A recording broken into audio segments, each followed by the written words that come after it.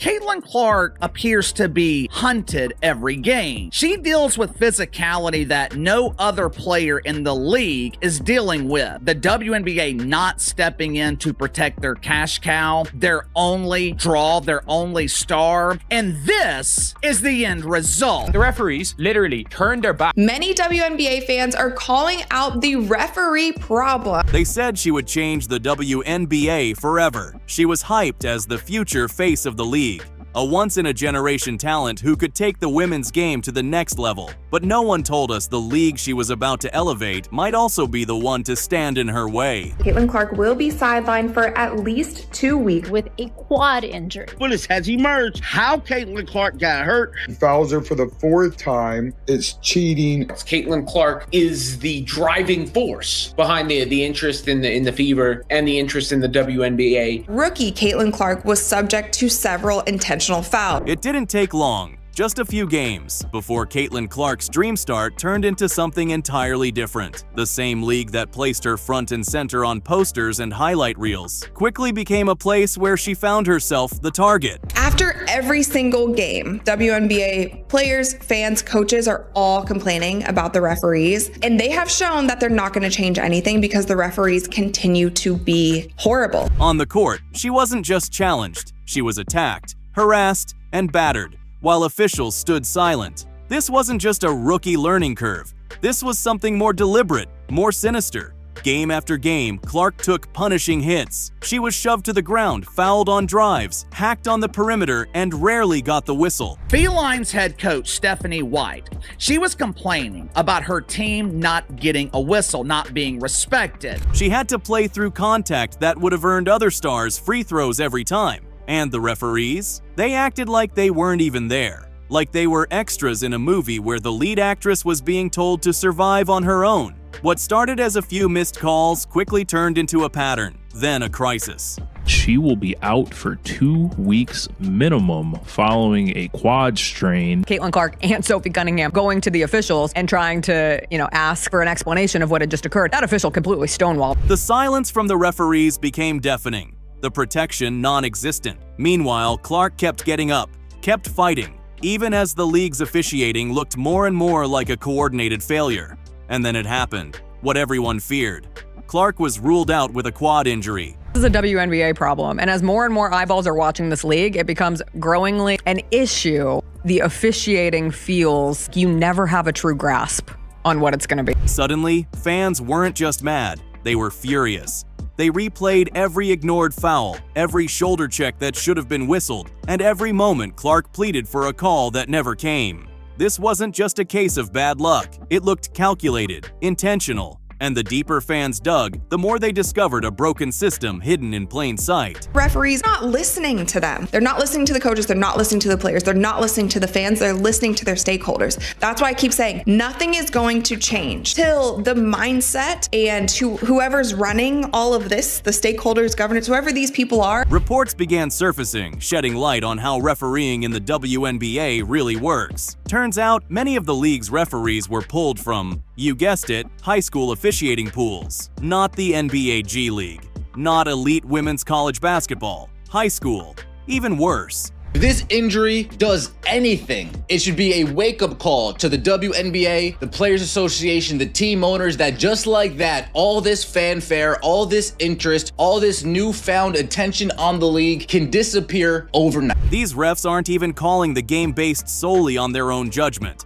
No, the WNBA has a hidden competition committee made up of GMS, coaches, and other stakeholders. They give the refs guidance on how physical they want games to be. The result? A game that's policed not by fairness, but by preference. And Clark is stuck in the middle of it all. Think about that. Caitlin Clark is being roughed up, but the physical wear and tear on Caitlin Clark, I'm not surprised that 2 weeks into the season, she's already got an injury. A player who just brought millions of new eyes to women's basketball is now being left to fend for herself in a system where the rules shift depending on who's playing and who's watching. And the pressure? It's boiling over. Now fans are speaking out. Clips of Clark getting hit with no foul call are spreading like wildfire online. Analysts are calling it out. Even coaches and fellow players are starting to question what's really going on. 2024 was a year of unprecedented growth in viewership in the WNBA, a substantial amount of which can be attributed to Caitlin Clark, who took the basketball world by storm after an all-time college career. Who had appeared in 185 consecutive games between her career at Iowa and her time with the Indiana Fever. 139 games with the Iowa Hawkeyes. She never missed one. The WNBA is in the hot seat, and they can't ignore it anymore. There are even whispers of lawsuits, allegations of referee bias, and growing sentiment that the league's biggest star is also becoming its most vulnerable. And here's the million-dollar question. Caitlin Clark, somebody who was responsible for 26.5 of all WNBA economic activity last season, including revenue from merchandise, ticket sales, and television. Caitlin Clark out at least 2 weeks waited, but can the WNBA maintain without her? Can the WNBA pack arenas, draw ratings? How far is the league willing to go to control or suppress the very player they've been using to sell tickets and boost TV ratings? Caitlin Clark was never someone to back down from a challenge. Back at Iowa, she broke records, carried her team, and brought in a nationwide audience. She didn't just put women's college basketball on the map, she made it a primetime event. The referees just exposed their hand so bad, bro. I mean, they just didn't care no more. They didn't care. The world was watching how bad the cause was. They didn't care at all. They was going to get their issue off against the Fever no matter what. And I'm here to tell you, that's exactly what went down, bro. They have an agenda against Caitlin Clark. So when she entered the WNBA, the expectations were sky high. Everyone thought she'd bring the same electricity. And at first, she did. Attendance numbers exploded, merchandise flew off the shelves, ratings hit new highs, but instead of celebrating her, the league seemed to resist her. From the moment she stepped onto the court, she faced more than competition. She faced animosity. Defenders didn't just play her hard, they tried to break her spirit. Said the reason that people are complaining is because they haven't watched the WNBA before, and these are just new fans who don't understand. But there's clearly an issue. Full court pressure, elbows to the ribs, off-ball hits that would never fly in a fair system. It was like every game was a personal vendetta, and the officiating?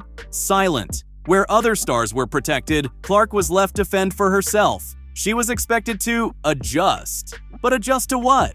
Constant contact? Inconsistent officiating? Why was she being told to toughen up when others were being shielded? Then came the injury. Indiana Fever guard Caitlin Clark has suffered a left quadricep strain and will be out for a minimum of 2 weeks. After logging heavy minutes game after game, sometimes over 35 minutes a night, Clark was diagnosed with a left quad strain. She was ruled out for at least 2 weeks, and it felt like the inevitable result of unchecked physicality and a league that failed to protect its biggest asset.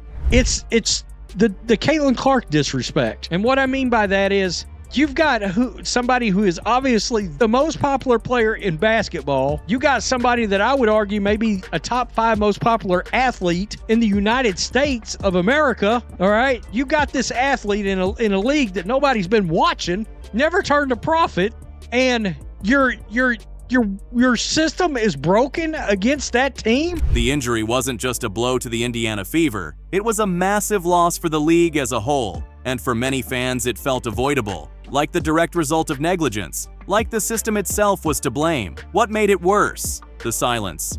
Kelsey Mitchell said even if there is a injury, hopefully it's just, like a little nagging thing. And again, take care of your body and just make sure you I think recovery is everything. I think if you're in tune to your body, you know what you need. This is Caitlin. No statement from the league. No acknowledgement of the fouls she endured. No apology. Just another player added to the injury report. But Caitlin Clark isn't just any player. She's the reason the league is thriving right now. And yet, she's the one being left to suffer. For you guys, and they do not talk about it here. And that's why I also don't want us to personally attack some of these referees. I think they're doing their job. If they are hiring referees who basically didn't have any experience but high school refereeing jobs, and then they did a stint in the G League, like these referees actually aren't. I gained and reconfirmed with myself that not much is going to change. Her teammate, Kelsey Mitchell, even hinted at the issue, encouraging Clark to listen to her body. A quiet but powerful acknowledgement that Clark was battling through pain when others would have tapped out. So how did we get here? A closer look at the WNBA's officiating structure reveals a disturbing truth.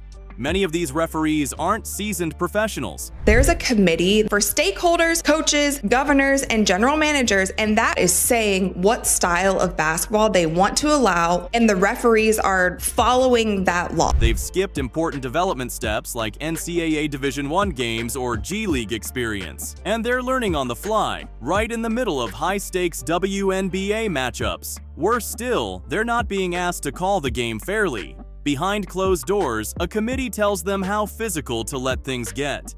It took us halfway through the season. This year, it took us 4 games for Stephanie White to say, I've had enough. I thought she got fouled. I think it's pretty egregious what's been happening to us the last few games. These aren't impartial observers. These are people with skin in the game, GMs, coaches, and others with agendas. And when Caitlin Clark steps on the floor, it throws that whole system off balance. Her game is fast, flashy, and high-scoring. Y'all see what's happening right here? That is a WNBA referee turning his back to Caitlin Clark and the Fever. Oh my God. I mean, he literally got his back turned, ignoring Caitlin. I mean, this is bad. I thought she got fouled. I think it's pretty egregious what's been happening to us the last few games. And I might be able to understand it if we were just chucking threes. And the disrespect right now for our team has been pretty unbelievable. So it's disappointing. It's the kind of basketball that demands space and protection from dirty play. But that doesn't fit the style the league seems to favor, a more physical, slower, grittier version of the game. So what happens? Clark becomes a target. She plays through contact that wouldn't fly in college or the NBA. And when she pleads with refs for calls, she's ignored. This isn't paranoia. It's a pattern. The only draw in your league, the only player capable of selling tickets, is potentially out for an extended period of time. What the hell are you gonna do now? In one notable moment against the New York Liberty, Clark drove to the hoop and was clearly fouled by Natasha Cloud. Replays showed obvious contact, yet no whistle. Game over. Clark and her teammates protested. The refs walked away. No explanation, no accountability. In that situation. And I understand the frustration that I think comes the most with officiating is the inconsistencies of officiating. But listen, this is not unique to the WNBA. Coach Stephanie White tried to challenge a separate foul earlier in that same game, but because she didn't have a full timeout, just a reset, she was blocked by the rules from doing so. That's not just frustrating, that's system failure. Players are being exposed while officials are protected by technicalities. And it's not just Indiana feeling the pain. All right, when that foul took place, CBS said she's got a challenge left. Well, it didn't matter. She couldn't use it. Stephanie White could not challenge that foul call on Lexi Hull, the one that led to the game-winning free throws from Sabrina Ionescu, because she didn't have a timeout. You need a full timeout, not a reset timeout, to initiate the challenge. Now, my issue with that is it would have been nice if the CBS announcers hadn't even brought up the challenge. Brittany Griner, one of the league's biggest names, paused a halftime interview to openly criticize the officiating. Other coaches have called it disrespectful. These aren't just emotional outbursts, they're tactical criticisms of a system that is cracking under pressure. The league keeps saying the physicality is just part of the game.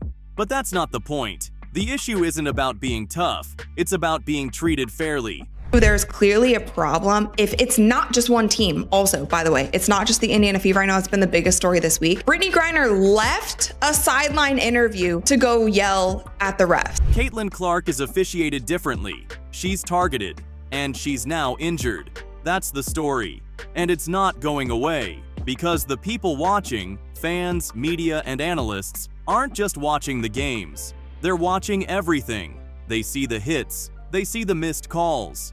They see the officials walk away after controversial endings. And they're not forgetting. I did notice in the Liberty game, Caitlin Clark's shots were all very short. So it was showing that she wasn't like getting off and she was having a difficult time making those threes, and a lot of explosiveness from those 3-point shots does come from your leg. Clark didn't ask to be the symbol of change, but the silence around her has made her the face of a movement. Every no call, every foul ignored, every time she hits the floor, it all adds fuel to a fire that's now burning out of control. This isn't about giving her special treatment, it's about giving her the same treatment. Because if you can break records, lift an entire league, and still be treated like a punching bag, who had appeared in 185 consecutive games between her career at Iowa and her time with the Indiana Fever. 139 games with the Iowa Hawkeyes. She never missed one.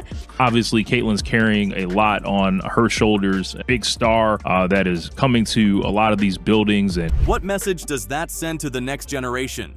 That excellence will be punished? That shining too bright will make you a target? That's not just wrong, it's unsustainable. If the WNBA doesn't get serious about its officiating, if it doesn't address the system that protects refs while exposing stars, then this situation could spiral further. But at the same time, the Fever were on the wrong end of some whistles, it seemed, in this game, and it's seemingly been that way for much of the season, and it's been a recurring theme where there's a level of physicality allowed against them, and they're not allowed to reciprocate on the other end.